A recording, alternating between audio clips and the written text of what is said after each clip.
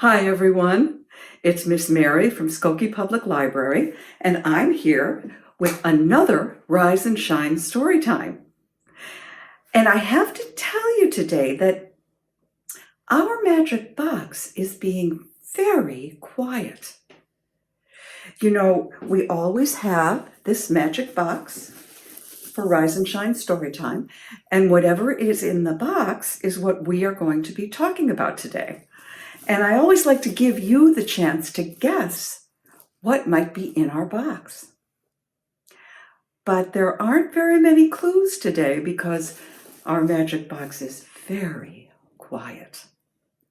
So what do you think might be so quiet in our magic box? What can you think of that doesn't make any noise at all? Have any guesses? Well, we better look, right? Let's take a look. Oh, I know why it's so quiet. Look what's in our magic box. Snow. It's cold too. Woo. And you know, when snow falls to the ground, it doesn't make any noise at all. In fact, that's part of the fun of snow, because you can go to sleep at night and when you wake up, all the snow has fallen and the world is white and clean and you didn't hear a thing because it's so quiet. I have to put this down because it's so cold. Woo! Snow is really an interesting thing, you know. It's really formed from tiny little droplets up in the sky of water.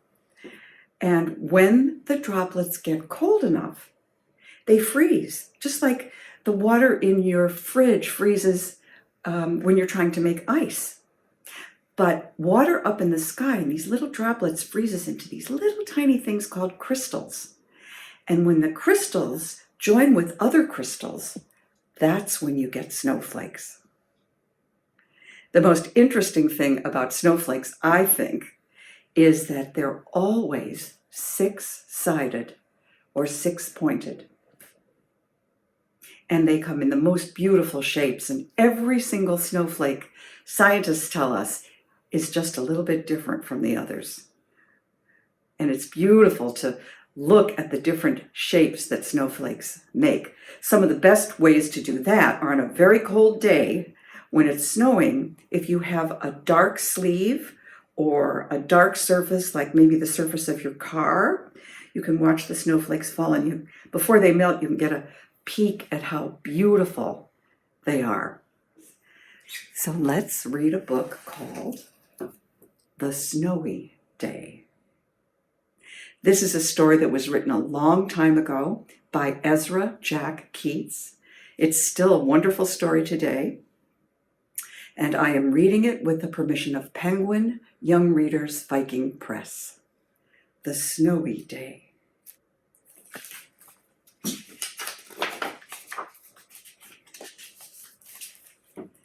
One winter morning, Peter woke up and looked out the window. Snow had fallen during the night. It covered everything as far as he could see.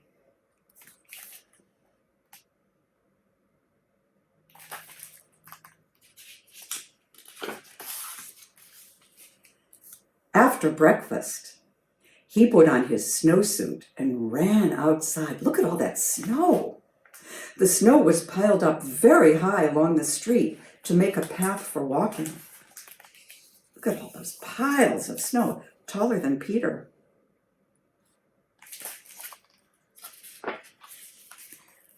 Crunch, crunch, crunch. His feet sank into the snow. He walked with his toes pointing out, like this.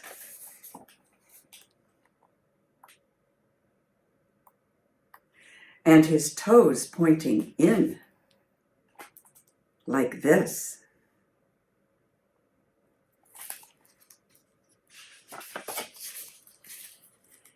Then he dragged his feet slowly to make tracks. And he found something sticking out of the snow that made a new track. Wonder what that is. Let's find out. It was a stick. A stick that was just right for smacking a snow-covered tree.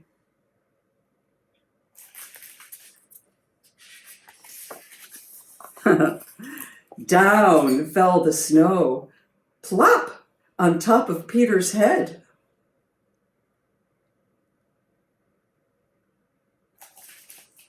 Here he is making tracks in the snow. And you know, that's so much fun when the snow has just fallen and it's completely clean and nobody's walked on it. You can make your own tracks.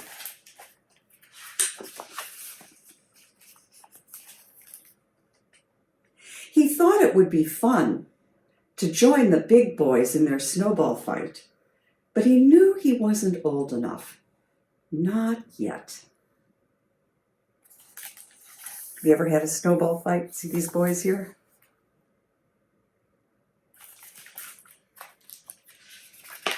So, he made a smiling snowman, and he made angels.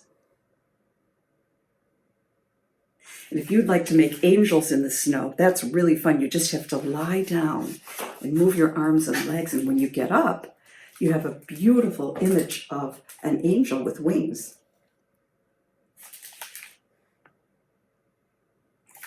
He pretended he was a mountain climber. He climbed up a great big tall heaping mountain of snow and slid all the way down.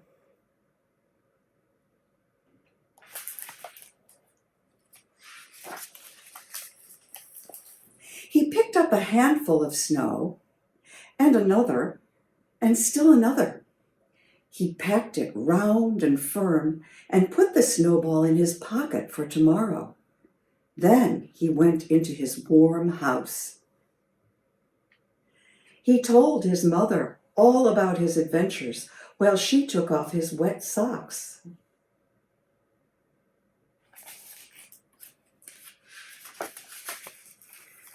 And he thought and thought and thought about them.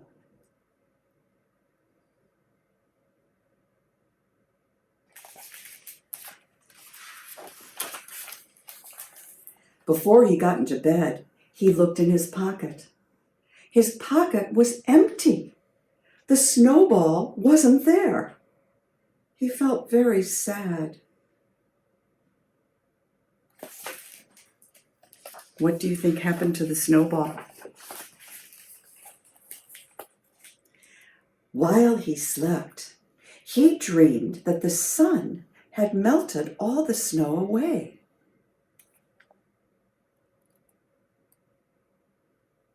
But when he woke up, his dream was gone. The snow was still everywhere. New snow was falling. And you can see here that the author has drawn little snowflakes, and see all the different shapes of the snowflakes.